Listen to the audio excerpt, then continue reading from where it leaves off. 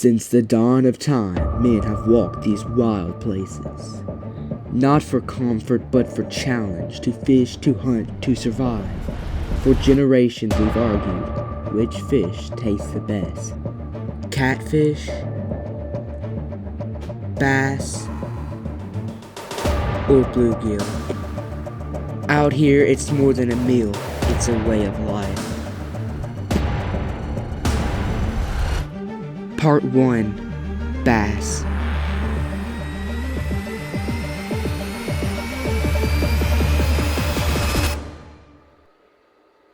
Y'all buckle up for this video cause it is slam-packed with a bunch of awesome catches.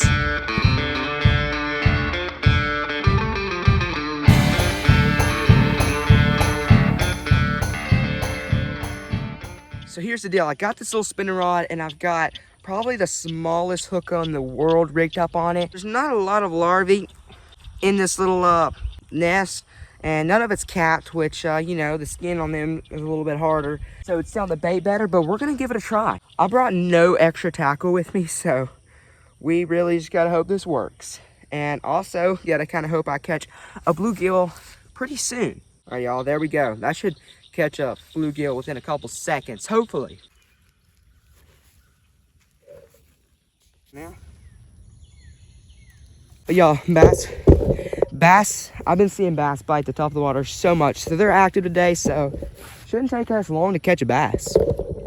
We are definitely kind of running low on bait, so we may have to end up catching our own bait, maybe like getting a net out here, trying to catch some minnows on the edge of the water.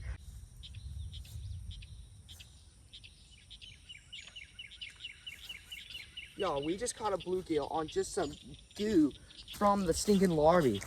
I do have to walk all the way back into the house, so I'm just gonna fill this bag with water and hope the fish survives. Yay, there's our little fish, y'all. We might end up getting some big fish because this is kind of how people fish the ocean. They'll go out, catch little fish, use those to catch big fish. That's what we're doing here. So the way I'm doing this is I'm just gonna put a hook in that little bluegill so it can swim around. And then most likely, if anything's gonna bite, it's gonna be a catfish. There's also a chance for a bass. Let's see what we catch. I'm kind of excited. I've never really done live bait. This will be one of my first times doing it, so it's definitely be a little learning experience. All right, y'all, we made it back. All my rods and everything are thankfully still here. So there's different ways you can do it, but the most popular way is just to hook them kind of up there. So we're gonna do that real quick. Don't worry, this doesn't hurt the fish in any way, shape, or form. I know it kind of looks like what you'd see in a cartoon, but that's literally how you rig these things. I've watched enough deer meat for dinner to know.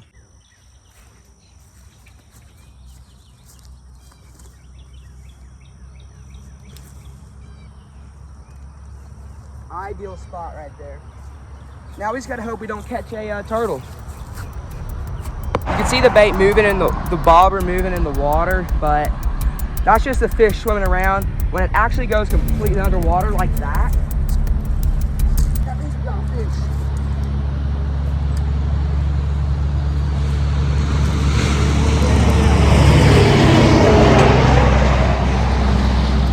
Look at that bass, y'all. He's huge. Keep him. If this was in like our pond's small and we really need to get fish out of here, but if this was in a bigger pond that wasn't overpopulated, I would definitely put him back. That is a nice bass right there, y'all. And you can see he's long and skinny. I'll be eating him.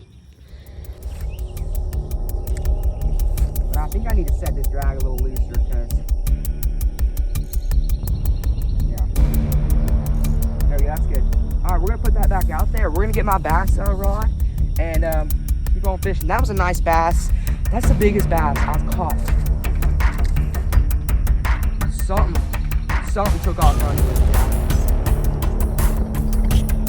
Look at this, something's messing with it.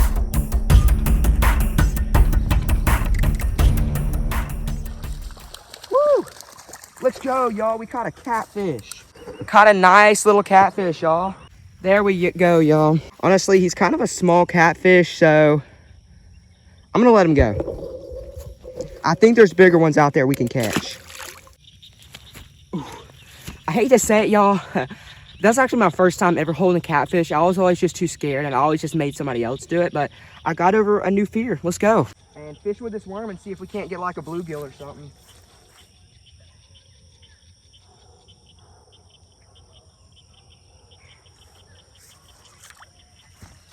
Oh, let's go, y'all. Just hooked up on a nice little bass. Woo, there we go. A nice little bass. So we're gonna let him go. Although I should keep him. I don't know, I'm gonna let him go.